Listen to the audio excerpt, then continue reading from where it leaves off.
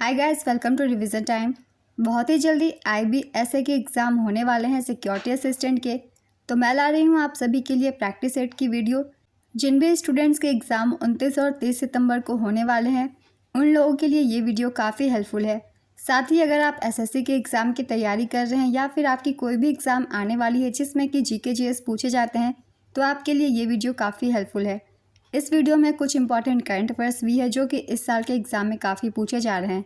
तो चलिए वीडियो को स्टार्ट करते हैं। मगर वीडियो को स्टार्ट करने से पहले अगर आप मेरे चैनल पर पहली बार आए हैं तो चैनल को ज़रूर सब्सक्राइब कर लीजिए और साथ ही इस वीडियो को लाइक भी ज़रूर कर दीजिएगा।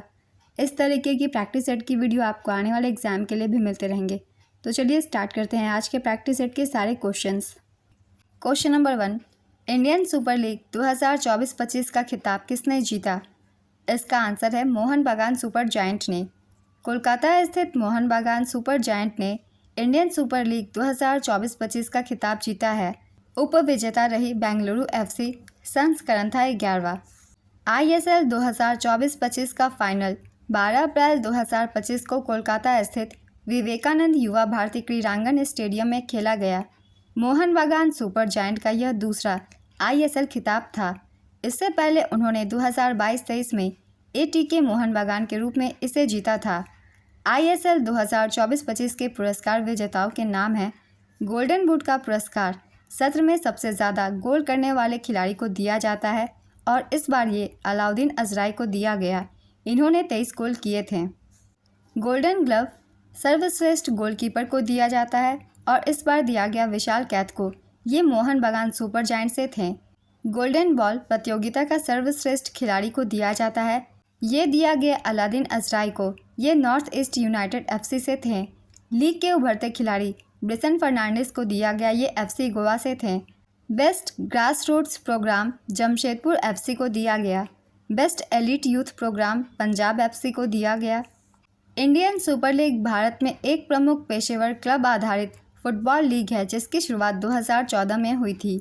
देखिए, एग्ज़ाम में अब क्वेश्चन कहीं से भी पूछ लिए जाते हैं किसी भी पॉइंट से, इसलिए मैंने जितने भी टॉपिक लिए सबसे रिलेटेड कुछ इंपॉर्टेंट पॉइंट्स लिखा है जिसे आप सब ध्यान से सुनिएगा, क्योंकि एग्ज़ाम में कहाँ से क्वेश्चन पूछ लिए जाए ये पता नहीं होता। तो चलिए अब दूसरे क्वेश्चन को देखते हैं। महेंद्र वर्मन प्रथम किस राजवंश से संबंधित था जिसे पुलकेशिन द्वितीय ने हराया था? इसका आंसर है पल्लव वंश। महेंद्र वर्मन प्रथम पल्लव राजवंश के शासक थे। वे 600 से 630 ईस्वी के बीच शासन करते थे। वे सिंह विष्णु के पुत्र और उत्तराधिकारी थे। महेंद्र वर्मन प्रथम ने भारत के वर्तमान आंध्र प्रदेश के दक्षिणी हिस्से और तमिलनाडु के उत्तरी हिस्से पर शासन किया था। उन्होंने मतविलास प्रहसन की रचना की थी। पल्लव राजवंश की राजधानी कांचीपुरम थी। पल्लव राजा महेंद्र वर्मन प्रथम को पुलकेशिन द्वितीय ने हराया था। पुल्लुर की लड़ाई चालुक्य राजा पुलकेशिन द्वितीय और पल्लव राजा महेंद्र वर्मन प्रथम के बीच पुल्लुर या पोलिलुर शहर में लगभग 618 से 619 के बीच लड़ी गई थी। नरसिंह वर्मन प्रथम एक पल्लव सम्राट थे जो महेंद्र वर्मन प्रथम के पुत्र थे। नरसिंह वर्मन प्रथम के शासनकाल के दौरान प्रसिद्ध पंचरथ, एक अखंड रॉक कट मंदिर परिसर और यूनेस्को विश्व धरोहर स्थल का निर्माण किया गया था। पल्लव राजा नरसिंह वर्मन प्रथम ने वातापी कुंड की उपाधि धारण की थी। नरसिंह वर्मन प्रथम ने चालुक्य राजा पुलकेशिन द्वितीय को हराया था। ये सभी पॉइंट्स बहुत ही इंपॉर्टेंट है। कभी पल्लव राजवंश से तो कभी महेंद्र वर्मन से क्वेश्चन पूछ लिए जाते हैं, इसलिए इन सभी पॉइंट्स को भी याद रखिएगा। हर एक पॉइंट से क्वेश्चन पूछे जाते हैं। अगला क्वेश्चन है, 91वें संविधान संशोधन के तहत कितने प्रतिशत मंत्रिपरिषद की नियुक्ति की जाती है? इसका आंसर है 15%। चिपको आंदोलन कहाँ से शुरू हुआ था? इसका आंसर है गढ़वाल हिमालय से। चिपको आंदोलन उत्तराखंड के गढ़वाल हिमालय में चमोली जिले के रेनी गांव में 1973 में शुरू हुआ था। नेक्स्ट क्वेश्चन, हिमालय की सर्वाधिक चौड़ाई कहाँ पर है? इसका आंसर है पश्चिमी भाग में। नमन पुरस्कार 2025 में सर्वश्रेष्ठ अंतर्राष्ट्रीय महिला क्रिकेटर का पुरस्कार किसे दिया गया? इसका आंसर है स्मृति मंधाना को। BCCI ने 2025 के नमन पुरस्कार में जसप्रीत बुमराह और स्मृति मंधाना को सर्वश्रेष्ठ अंतर्राष्ट्रीय क्रिकेटर का पुरस्कार दिया, जबकि सचिन तेंदुलकर को लाइफ टाइम अचीवमेंट पुरस्कार से सम्मानित किया गया। नेक्स्ट क्वेश्चन, अलीवर्दी खान की मृत्यु के बाद बंगाल का नवाब बना? इसका आंसर है सिराजुद्दौला। 1740 में अलीवर्दी खान बंगाल, बिहार और उड़ीसा का नया नवाब बना। 1756 में अलीवर्दी खान की मृत्यु के बाद सिराजुद्दौला बंगाल का शासक बना। बंगाल के पहले नवाब मुर्शिद कुली खान थे।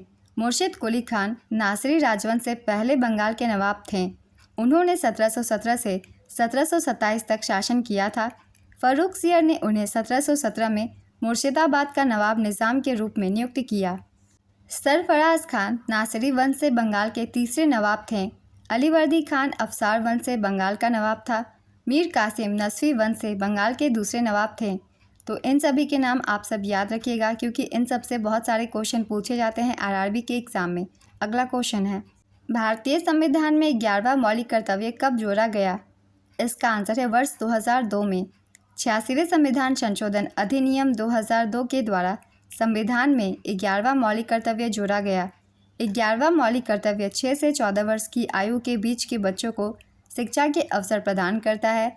जब 11वां मौलिक कर्तव्य जोड़ा गया उस वक्त भारत के प्रधानमंत्री अटल बिहारी वाजपेयी थे। प्रारंभ में संविधान में केवल 10 मौलिक कर्तव्य थे। भारत के संविधान में मौलिक कर्तव्यों का उल्लेख अनुच्छेद 51A में किया गया है। मूल संविधान में मौलिक कर्तव्यों की कोई सूची नहीं थी। 42वें संवैधानिक संशोधन अधिनियम 1976 द्वारा भारतीय संविधान में मौलिक कर्तव्यों को जोड़ा गया। 42वें संविधान संशोधन द्वारा भारतीय संविधान में भाग 4A और अनुच्छेद 51A को जोड़ा गया था। स्वर्ण सेन समिति की सिफारिश पर मौलिक कर्तव्यों को भारतीय संविधान में जोड़ा गया। मौलिक कर्तव्य के विचार को रूसी संविधान से ग्रहण किया गया था। तो ये क्वेश्चन बहुत ही ज़्यादा इम्पॉर्टेंट है। इस क्वेश्चन से हर एक एग्ज़ाम में एक न एक क्वेश्चन पूछ लिए जाते हैं, चाहे वो एग्ज़ाम NTPC की हो, RPF, SSC, कोई भी स्टेट की एग्ज़ाम हो, इस टॉपिक से क्वेश्चन पूछ लिए जाते हैं। तो इस क्वेश्चन के जितने भी पॉइंट्स हैं उन्हें आप सब याद रखिएगा, क्योंकि हर एक पॉइंट से अलग अलग हर एग्ज़ाम में क्वेश्चन बनते हैं। सभी पॉइंट इंपॉर्टेंट है, इसलिए सभी को आप सब याद रखिएगा। आपके 1 नंबर पक्के हो जाएंगे एग्ज़ाम में। तो चलिए अब दूसरे क्वेश्चन को देखते हैं। अगस्त 2024 में किस देश को भारत का पहला GI टैग वाला अंजीर का जूस निर्यात किया गया? इसका आंसर है पोलैंड। पोलैंड को भारत का पहला GI टैग वाला अंजीर का जूस पुरंदर निर्यात किया गया। Purandar highlands farmers producer company limited ने पोलैंड को भारत का पहला GI टैग वाला अंजीर का जूस निर्यात करके एक महत्वपूर्ण उपलब्धि हासिल की है। इससे पहले फरवरी 2023 में हांगकांग को भारत की ओर से GI टैग वाले पुरंदर अंजीर की पहली वाणिज्यिक खेप का सफल निर्यात किया गया था। पुरंदर अंजीर से बनाए जाते हैं जो अपने स्वाद, आकार और पोषण मूल्य के लिए प्रसिद्ध हैं, जिन्हें भौगोलिक संकेतक टैग प्राप्त हैं। नेक्स्ट क्वेश्चन, बेकिंग सोडा का रासायनिक नाम क्या है? इसका आंसर है सोडियम बाइकार्बोनेट। इसका उपयोग खाना पकाने में, कीट नियंत्रण और आग बुझाने के यंत्र के रूप में किया जाता है। आइए कुछ महत्वपूर्ण तत्वों के भी रासायनिक नाम हम याद कर लेते हैं, जैसे कि धावन सोडा, इसका रासायनिक नाम है Na2CO3.10H2O। Caustic soda NaOH, baking soda NaHCO3। Plaster of Paris, इसका रासायनिक सूत्र है CaSO4.12H2O। चूना पत्थर CaCO3, संगमरमर CaCO3, व्यंजक चूर्ण CaOCl.Cl, जिप्सम CaSO4.2H2O, सिरका CH3COOH, नीला कशिश CuSO4.5H2O, हरा कशिश FeSO4.7H2O, लाल सिंदूर Pb3O4। नेक्स्ट क्वेश्चन, मोहन वीणा एक संशोधित हवाईयन गिटार जिसे हिंदुस्तानी स्लाइड गिटार के रूप में भी जाना जाता है, किनके द्वारा बनाया और लोकप्रिय बनाया गया था? इसका आंसर है विश्व मोहन भट्ट। पंडित विश्व मोहन भट्ट का जन्म 27 जुलाई 1950 को राजस्थान के जयपुर में हुआ था। वे एक भारतीय शास्त्रीय संगीत वादक हैं। वे मोहन वीणा के जनक भी हैं। 2017 में पद्म भूषण प्राप्तकर्ता विश्व मोहन भट्ट एक हिंदुस्तानी शास्त्रीय संगीत वादक है जो मोहन वीणा बजाते हैं। विश्व मोहन भट्ट ग्रैमी अवार्ड पाने वाले तीसरे भारतीय हैं। पंडित विश्व मोहन भट्ट को 1993 में उनके album a meeting by the river के लिए ग्रैमी पुरस्कार दिया गया था। नेक्स्ट क्वेश्चन, किस बैंक ने हर घर लखपति योजना शुरू किया? इसका आंसर है SBI। हर घर लखपति एक पूर्व निर्धारित आवर्ती जमा योजना है जिसे ग्राहकों को 1 लाख रुपए या उसके गुणक राशि तक बचत करने में मदद करने के लिए डिज़ाइन किया गया है। साथ ही SBI ने SBI पैट्रॉन्स नामक एक विशेष फिक्स डिपॉजिट योजना पेश की है जो विशेष रूप से 80 वर्ष और उससे अधिक आयु के वरिष्ठ नागरिकों के लिए बनाई गई है।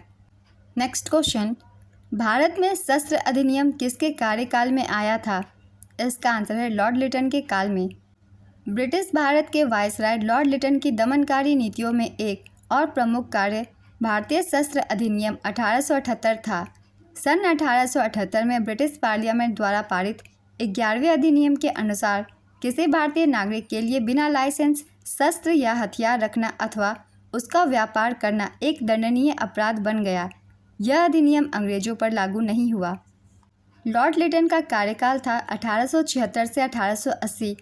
इनके शासनकाल में बहुत ही महत्वपूर्ण घटनाएं घटी। चलिए इनसे क्वेश्चन पूछे जाते हैं, इसलिए इन्हें एक बार रिवीजन कर लेते हैं।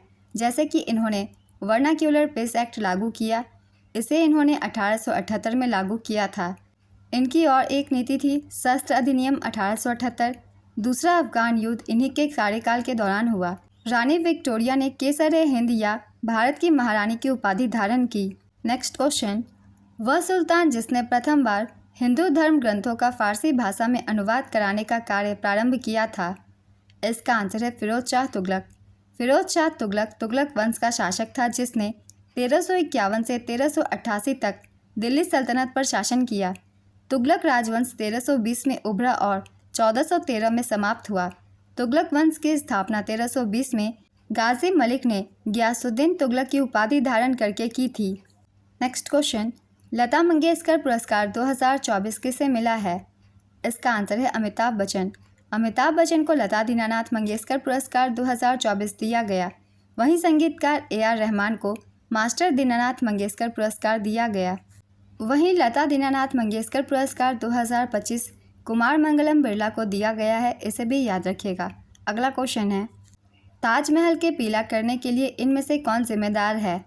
इसका आंसर है सल्फर डाइऑक्साइड। सल्फर डाइऑक्साइड एक रंगहीन गैस है। यह वायु प्रदूषण के लिए जिम्मेदार जहरीली गैस है। नेक्स्ट क्वेश्चन, 2011 की जनगणना के अनुसार हिंदुओं का पॉपुलेशन परसेंटेज कितना है? इसका आंसर है 79.8%। 2011 की जनगणना के अनुसार भारत में 966.3 मिलियन लोगों की पहचान हिंदुओं के रूप में की गई है, जो देश की आबादी का 79.8% प्रतिनिधित्व करते हैं। चलिए एक बार जान लेते हैं सभी धर्मों की पॉपुलेशन परसेंटेज। हिंदुओं की है 79.8%, मुस्लिम की है 14.2%, ईसाई की है 2.3%, सिख की है 1.7%, बौद्ध की है 0.7%, जैन की है 0.45%। हिमाचल प्रदेश में 95.17% आबादी हिंदू समुदाय की है। नेक्स्ट क्वेश्चन, 2024-25 में भारतीय रेलवे द्वारा कितने लोकोमोटिव का उत्पादन किया गया? इसका आंसर है 1681। भारतीय रेलवे ने वित्त वर्ष 2024-25 में अपने लोकोमोटिव और कोचों का उत्पादन रिकॉर्ड स्तर तक बढ़ा दिया है। भारतीय रेलवे के अनुसार 2024-25 में उसने 1681 लोकोमोटिव और 2024-25 में 7134 कोचों का उत्पादन किया है। भारतीय रेलवे की 5 लोकोमोटिव विनिर्माण इकाइयां हैं। इन सभी के बारे में जान लेते हैं क्योंकि इनसे क्वेश्चन पूछ लिए जाते हैं एग्जाम्स में। पहला है चितरंजन लोकोमोटिव वर्क्स। ये चितरंजन पश्चिम बंगाल के पश्चिम वर्धमान जिले में है। बनारस लोकोमोटिव वर्क्स ये वाराणसी उत्तर प्रदेश में है। पटियाला लोकोमोटिव वर्क्स पटियाला पंजाब में है। Madhepura electric loco factory Bihar के मधेपुरा जिले में है। वेबटेक लोकोमोटिव प्राइवेट लिमिटेड बिहार के सारण जिले के मढ़ौरा में स्थित है।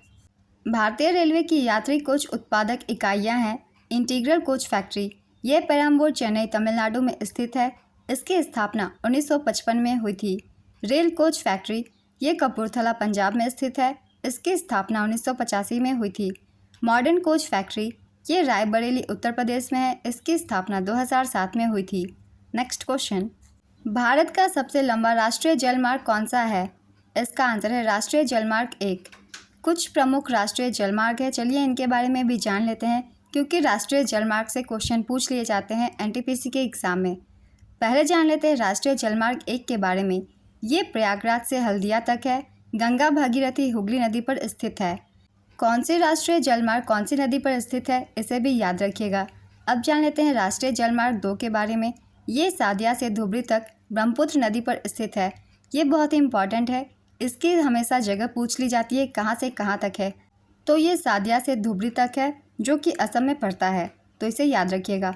अब जान लेते हैं राष्ट्रीय जलमार्ग 3 के बारे में। ये कोल्लम से कोटापुरम तक स्थित है, पश्चिमी तट नहर और चंपकारा नहर पर स्थित है।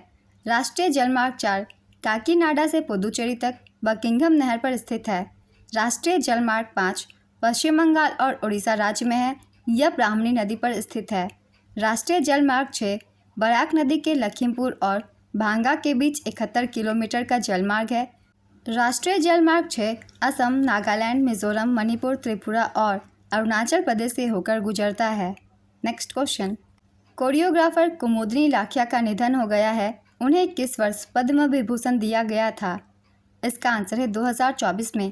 प्रख्यात कथक नृत्यांगना और कोरियोग्राफर कुमुदनी लाखिया का हाल ही में निधन हो गया। उनका जन्म 17 मई 1930 को अहमदाबाद में हुआ था। उन्हें वर्ष 2024 में भारत सरकार द्वारा पद्म विभूषण से नवाजा गया था। इससे पहले उन्हें 2010 में पद्म भूषण और 1987 में पद्मश्री से सम्मानित किया जा चुका है। कुमुदनी लाखिया ने 1964 में अहमदाबाद में कदम सेंटर फॉर डांस की स्थापना की थी। नेक्स्ट क्वेश्चन, द गाइड पुस्तक के लेखक कौन है? इसका आंसर है आर.के. नारायण। द गाइड 1958 में भारतीय लेखक आर.के. नारायण द्वारा अंग्रेजी में लिखा गया एक उपन्यास है।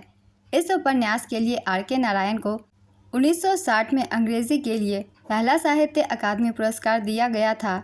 मालगुडी डेज भी आर.के. नारायण के द्वारा लिखा गया है। नेक्स्ट क्वेश्चन, बैडमैन किसकी आत्मकथा है? इसका आंसर है गुलशन ग्रोवर। रुद्रवीणा किस परंपरा से संबंधित है?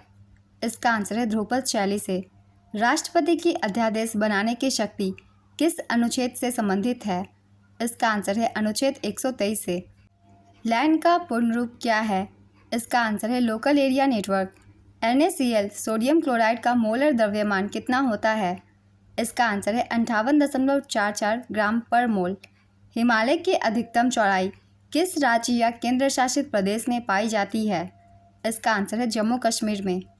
हिमालय की सबसे अधिक चौड़ाई जम्मू कश्मीर में है, जहां यह लगभग 400 किलोमीटर तक फैली हुई है।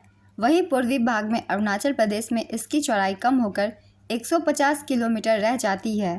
नेक्स्ट क्वेश्चन, 2025 में वैश्विक मारक क्षमता सूचकांक ग्लोबल फायर पावर इंडेक्स में भारत को कौन सा स्थान दिया गया? इसका आंसर है चौथा। इस सूची में अमेरिका पहले, रूस दूसरे, चीन तीसरे और भारत चौथे स्थान और दक्षिण कोरिया 5वें स्थान पर रहा। नेक्स्ट क्वेश्चन, गोबर गैस में मुख्य रूप से कौन सी गैस होती है? इसका आंसर है CH4 यानी कि मीथेन। जब एक अम्ल धातु ऑक्साइड के साथ अभिक्रिया करता है तो क्या बनता है? इसका आंसर है लवण और जल। उत्तराखंड के देहरादून में 38वें राष्ट्रीय खेलों का उद्घाटन किसने किया था? इसका आंसर है प्रधानमंत्री नरेंद्र मोदी ने। चलिए एक बार जान लेते हैं 38वें राष्ट्रीय खेल 2025 से सारे इंपॉर्टेंट पॉइंट्स, क्योंकि ये बहुत ही इंपॉर्टेंट टॉपिक है, इससे एक न एक क्वेश्चन पूछे जा सकते हैं। प्रधानमंत्री नरेंद्र मोदी ने 28 जनवरी 2025 को उत्तराखंड में देहरादून के महाराणा प्रताप स्टेडियम में 38वें राष्ट्रीय खेलों का उद्घाटन किया। यहाँ आप सब ध्यान दीजिएगा, प्रधानमंत्री नरेंद्र मोदी ने उद्घाटन किया था और महाराणा प्रताप स्टेडियम में। इसका आयोजन उत्तराखंड में किया गया था। मुख्य स्थल थी राजीव गांधी अंतर्राष्ट्रीय स्टेडियम देहरादून। इसका आयोजन 28 जनवरी से 14 फरवरी 2025 तक किया गया। शुभंकर का नाम था मौली या मोनाल, मशाल का नाम तेजस्विनी। टैगलाइन थी संकल्प से शिखर तक। सर्विसेज स्पोर्ट्स कंट्रोल बोर्ड या सेना की टीम ने पदक तालिका में शीर्ष स्थान हासिल कर 5वीं बार राजा भालिंदर सिंह ट्रॉफी जीती। यहाँ आप सब राजा भालिंदर सिंह ट्रॉफी को याद रखिएगा। ये राष्ट्रीय खेल में दिए जाते हैं और जो पदक तालिका में सबसे पहले स्थान पे होता है उसी टीम को दिया जाता है। तो अब हम देख लेते हैं पदक तालिका। पदक तालिका में पहले स्थान पे सर्विसेज रही। इसने 121 पदक जीते, 68 गोल्ड, 26 सिल्वर और 27 ब्रोंज। दूसरे स्थान पे महाराष्ट्र ने 201 पदक जीते, 54 गोल्ड, 71 सिल्वर और 76 ब्रोंज। तीसरे स्थान पे हरियाणा 153 पदकों के साथ 48 गोल्ड, 47 सिल्वर और 58 ब्रोंज। चौथे स्थान पे मध्य प्रदेश रही। इसने 82 पदक जीते, 34 गोल्ड, 26 सिल्वर और 22 ब्रोंज। पाँचवें स्थान पे कर्नाटक 80 पदक, 34 गोल्ड, 18 सिल्वर और 28 ब्रोंज। 39वें राष्ट्रीय खेल का आयोजन 2027 में मेघालय में किया जाएगा। भारत में पहली बार राष्ट्रीय खेल 1924 में लाहौर में आयोजित किए गए थे। 37वें राष्ट्रीय खेलों का आयोजन 2023 में गोवा में हुआ था, इसे भी याद रखिएगा। अगला क्वेश्चन है, वर्ष 2024 में मेजर ध्यानचंद खेल रत्न पुरस्कार के लिए किसे चुना गया?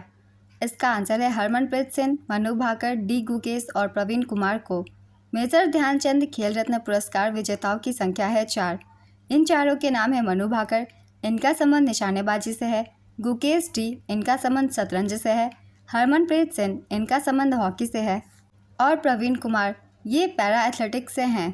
तो चलिए अब हम जान लेते हैं राष्ट्रीय खेल पुरस्कार 2025 से रिलेटेड सारे पॉइंट्स। मेजर ध्यानचंद खेल रत्न पुरस्कार विजेताओं की संख्या है 4। अर्जुन पुरस्कार 2024 के विजेताओं की संख्या है 32 और 2 को अर्जुन पुरस्कार लाइफ टाइम अचीवमेंट अवार्ड दिया गया। द्रोणाचार्य पुरस्कार विजेताओं की संख्या है 3 और 2 को लाइफ टाइम अचीवमेंट अवार्ड दिया गया। राष्ट्रीय खेल प्रोत्साहन पुरस्कार 1 को दिया गया। मौलाना अबुल कलाम आज़ाद ट्रॉफी 3 को दी गई। तो ये सभी पॉइंट्स को याद रखिएगा, बहुत ही इंपॉर्टेंट है हर एग्ज़ाम के लिए। नेक्स्ट क्वेश्चन, 1527 में कौन सा युद्ध हुआ था? इसका आंसर है खानवा का युद्ध। खानवा का युद्ध 16 मार्च 1527 को बाबर एवं मेवाड़ के राणा सांगा के मध्य लड़ा गया। खानवा के युद्ध के परिणाम के रूप में जाना जाने वाला चंदेरी का युद्ध 29 जनवरी 1528 को बाबर और मेदिनी राय खंगार के बीच लड़ा गया था। इस युद्ध में मेदिनी राय खंगार की पराजय हुई। नेक्स्ट क्वेश्चन, रामनाथ वी राघवन किस संगीत वाद्ययंत्र से संबंधित है? इसका आंसर है मृदम। रामनाथ वी राघवन एक प्रसिद्ध मृदम वादक थे जिन्होंने 1970 से 75 तक वेस्लेयन विश्वविद्यालय में artist in residence in music के रूप में काम किया और फिर 1988 से 2000 से दक्षिण भारतीय ढोल बजाना सिखाया। उनका जन्म मदुरै, तमिलनाडु, भारत में हुआ था। चलिए कुछ और वाद्य यंत्रों और इनके वादक के बारे में जान लेते हैं, जैसे कि टी.एच. विनायकम, इनका संबंध घटम से है। उस्ताद असद अली खान रुद्रवीणा से संबंधित है। पंडित रविशंकर सितार से, पंडित राम नारायण सारंगी से, अमजद अली खान सरोद से, बिस्मिल्लाह खान सहनाई से, हरिप्रसाद चौरसिया बांसुरी से और उस्ताद जाकिर हुसैन, इनका संबंध तबला से है। नेक्स्ट क्वेश्चन, मौसमी संबंधी घटनाएं कौन से मंडल में होती है? इसका आंसर है क्षोभ मंडल में। पृथ्वी के वायुमंडल की सबसे निचली परत यानी क्षोभ मंडल में मौसम संबंधी घटनाएं होती है। क्षोभ मंडल वायुमंडल का सबसे गीला हिस्सा है। क्षोभ मंडल में जल वाष्प और एरोसोल का कुल द्रव्यमान 99% होता है। वायुमंडल की अन्य परतें हैं समतापमंडल, thermosphere, mesosphere, exosphere. Next question, NITI Aayog की वित्तीय स्वास्थ्य सूचकांक 2025 में कौन सा राज्य शीर्ष पर है? इसका आंसर है उड़ीसा। वित्तीय स्वास्थ्य सूचकांक 2025 इसकी जारी करता है नीति आयोग। इस बार का संस्करण है पहला। शीर्ष 3 राज्य हैं उड़ीसा, छत्तीसगढ़ और गोवा। सूचकांक 2022-23 की वित्तीय वर्षों के आधार पर राज्य के प्रदर्शन को ध्यान में रखता है। प्रदर्शन के आधार पर राज्यों को 4 समूहों में बांटा गया है। पहली श्रेणी है चीवर राज्यों की, इसमें 1 से 5 तक की रैंकिंग की गई है और इन राज्यों के नाम है उड़ीसा, छत्तीसगढ़, गोवा, झारखंड और गुजरात। दूसरी श्रेणी है फ्रंट रनर की, इसमें 6 से 10 तक की रैंकिंग की गई है और इस रैंकिंग वाले राज्य हैं महाराष्ट्र, उत्तर प्रदेश, तेलंगाना, मध्य प्रदेश और कर्नाटक। अगली श्रेणी है परफॉर्मर की, इसमें 11 से 14 तक की रैंक की गई है और इसके राज्य हैं तमिलनाडु, राजस्थान, बिहार और हरियाणा। चौथी श्रेणी है एस्पिरेशनल, इसमें 15 से 18 तक की रैंक की गई है और इन राज्यों की रैंक है केरल, पश्चिम बंगाल, आंध्र प्रदेश और पंजाब। रिपोर्ट 5 प्रमुख उप सूचकांकों के आधार पर 18 प्रमुख राज्यों के वित्तीय स्वास्थ्य का व्यापक मूल्यांकन करती है।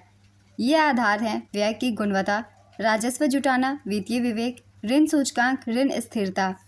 नेक्स्ट क्वेश्चन, ई कृष्णा अय्यर किस नृत्य से संबंधित है? इसका आंसर है भरतनाट्यम। पंचा रेड्डी भारत के किस शास्त्रीय नृत्य से संबंधित है? इसका आंसर है कुचिपुड़ी। भारत सरकार के संस्कृति मंत्रालय ने 21 से 31 जुलाई 2024 तक किस योजना की शुरुआत की थी? इसका आंसर है प्रोजेक्ट परी। प्रोजेक्ट परी, जिसका पूरा नाम है पब्लिक आर्ट ऑफ इंडिया, की शुरुआत 40वें विश्व धरोहर समिति की बैठक के दौरान संस्कृति मंत्रालय ने की थी। यह भारत की सार्वजनिक कला से जुड़ी एक परियोजना है। प्रोजेक्ट परी का उद्देश्य दिल्ली के सौंदर्य और सांस्कृतिक दृष्टिकोण को ऊपर उठाने के लिए एक मंच प्रदान करना है, साथ ही हमारी राष्ट्रीय राजधानी की समृद्ध ऐतिहासिक विरासत में भव्यता जोड़ना है। नेक्स्ट क्वेश्चन, उदासीन विलयन का पीएच मान कितना होता है? इसका आंसर है 7। उदासीन विलयन का पीएच मान 7 होता है। पीएच स्केल का वह पैमाना जो किसी पदार्थ की अम्लता या क्षारीयता को उसके विलयन में हाइड्रोजन आयनों की सांद्रता के आधार पर व्यक्त करता है। पीएच स्केल की खोज सोरेन सोरेनसेन ने की थी। पीएच स्केल की रेंज 0 से 14 तक की होती है। यदि पीएच की वैल्यू अगर 7 से कम होती है तो इसका मतलब होता है कि वह विलयन अम्लीय है। यदि पीएच की वैल्यू 7 से ज़्यादा है तो इसका मतलब होता है कि वह विलयन क्षारीय है। यदि पीएच का मान 7 के बराबर है तो विलयन उदासीन है। शुद्ध पानी का पीएच मान 7 होता है। सामान्य रक्त का पीएच मान 7.35 से 7.45 तक का होता है, जिसका मतलब है कि रक्त एक क्षारीय विलयन है। आंसुओं का पीएच मान 6.5 से 7.6 होता है। जठर रस का पीएच मान 2 से 5 के बीच होता है और यह थोड़ा अम्लीय होता है। मानव शरीर का आदर्श पीएच 7.35 और 7.45 के बीच होता है। पीएच वास्तव में पानी में मुक्त हाइड्रोजन और हाइड्रोक्सिल आयनों की सापेक्ष मात्रा की माप है। नेक्स्ट क्वेश्चन, गणगौर त्यौहार किस राज्य में मनाया जाता है?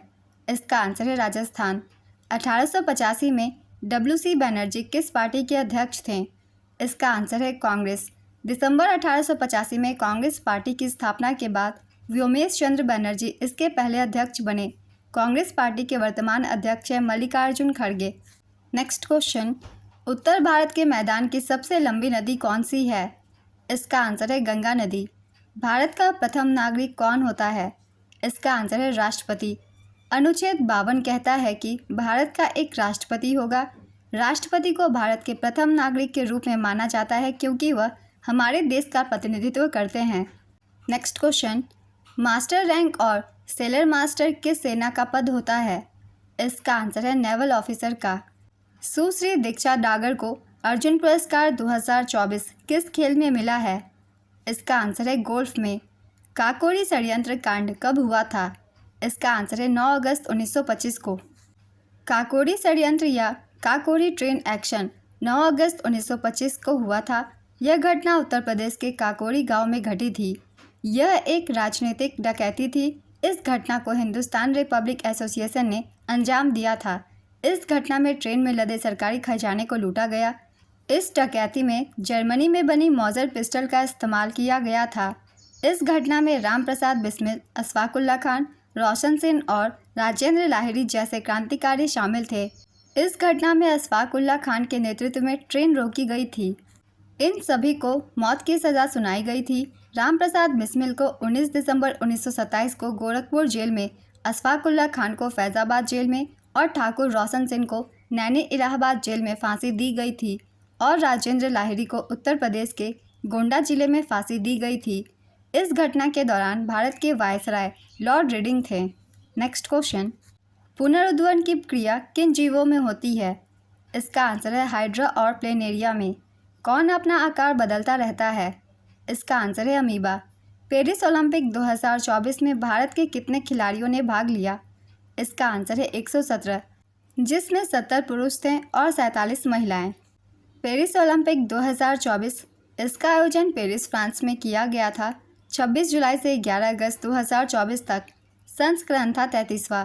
शुभंकर का नाम था फ्रीजियन कैप। ध्वजवाहक थे शरद कमल और पीवी सिंधु। ध्वजवाहकों के नाम याद रखिएगा क्योंकि ध्वजवाहक से बहुत सारे एग्जाम में क्वेश्चन पूछ लिए जाते हैं। भारतीय दल के स्पॉन्सर थे अदानी ग्रुप। गगन नारंग को सेफ डी मिशन बनाया गया था। पूर्व winter Olympic Shiva Keshavan deputy safe D mission बनाया गया था। आईओसी सदस्य और रिलायंस फाउंडेशन की संस्थापक नीता अंबानी ने पेरिस 2024 ओलंपिक में इंडिया हाउस का उद्घाटन किया, जो ओलंपिक खेलों में भारत का पहला कंट्री हाउस था। पेरिस ओलंपिक में ड्रेसेस में भारत का प्रतिनिधित्व करने के लिए ईएफआई ने अनुज अग्रवाल को चुना। पेरिस ओलंपिक में भारत की पहली महिला ज्यूरी सदस्य बिल्किस मीर को बनाया गया। पेरिस इससे पहले 1900 और 1924 में ओलंपिक खेलों का आयोजन कर चुका है।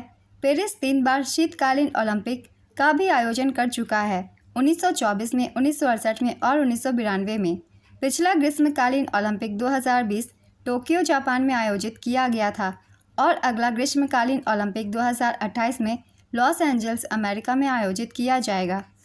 तो ये सारे पॉइंट्स बहुत ही इंपॉर्टेंट है क्योंकि पेरिस ओलंपिक से क्वेश्चन पूछे जा सकते हैं आरआरबी के एग्ज़ाम में। तो अगर आप तैयारी कर रहे हैं तो आप इन सभी पॉइंट्स को बहुत ही ध्यान से सुनिएगा। नेक्स्ट क्वेश्चन, पहला जनजातीय खेल महोत्सव किस वर्ष आयोजित किया गया था? इसका आंसर है 2023 में।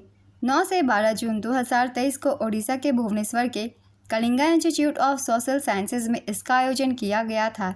इस जनजातीय खेल महोत्सव में ओडिशा पुरुष और महिला दोनों वर्गों में समग्र चैंपियन रहा। कर्नाटक ओवरऑल इवेंट में प्रथम उपविजेता रहा, जबकि झारखंड ओवरऑल इवेंट में द्वितीय उपविजेता रहा। नेक्स्ट क्वेश्चन, किस अधिनियम को भारत के संविधान का मूल आधार माना जाता है? इसका आंसर है भारत सरकार अधिनियम 1935। भारत के संविधान का प्रमुख स्रोत 1935 का अधिनियम है। नेक्स्ट क्वेश्चन, सशस्त्र सीमा बल किन देशों की सीमाओं पर सुरक्षा के लिए उत्तरदायी है? इसका आंसर है नेपाल और भूटान। नेपाल और भूटान की सीमाओं को सशस्त्र सीमा बल द्वारा संरक्षित किया जाता है। बीएसएफ के पास भारत म्यांमार सीमा, पाकिस्तान और बांग्लादेश के साथ सीमा की रक्षा करने की जिम्मेदारी है। चीन के साथ भारत की सीमा आईटीबीपी द्वारा संरक्षित है। भारत बांग्लादेश सीमा की सुरक्षा सीमा सुरक्षा बल करती है। भारत म्यांमार सीमा रेखा की सुरक्षा असम राइफल्स करती है। नेक्स्ट क्वेश्चन, सरकार का प्रमुख या धुरी किसे माना जाता है? इसका आंसर है प्रधानमंत्री। भारत के प्रथम प्रधानमंत्री जवाहरलाल नेहरू को प्रधानमंत्री को सरकार की धुरी के रूप में वर्णित करने का श्रेय दिया जाता है। नेक्स्ट क्वेश्चन, तुर्कान-ए-चहलगानी का गठन किसके द्वारा किया गया था? इसका आंसर है इल्तुतमिश के द्वारा। इल्तुतमिश ने 40 शक्तिशाली सैन्य नेताओं के एक नए वर्ग तुर्कान-ए-चहलगानी का गठन किया। ये तुर्की अमीर थे जो सल्तनत के प्रशासन में सुल्तान को सलाह देते थे और मदद भी करते थे। इस समूह को बलबन ने समाप्त कर दिया था। आज की ये वीडियो कंप्लीट होती है। बहुत ही इंपॉर्टेंट क्वेश्चन है प्रैक्टिस सेट के। ये सारे क्वेश्चन आपको हर एग्जाम में हेल्प करेंगे, तो वीडियो को बहुत ही ध्यान से देखिएगा। और अगर आप सभी को ये वीडियो हेल्पफुल लगे तो इसे लाइक ज़रूर कर दीजिएगा और इस तरीके की प्रैक्टिस सेट के लिए चैनल को भी ज़रूर सब्सक्राइब कर लीजिए। आप सभी को ऐसे इन्फॉर्मेटिव वीडियो हमेशा मिलते रहेंगे। तो फिर मिलते हैं अगली वीडियो के साथ। आप सभी को आने वाले एग्जाम्स के लिए ऑल द बेस्ट।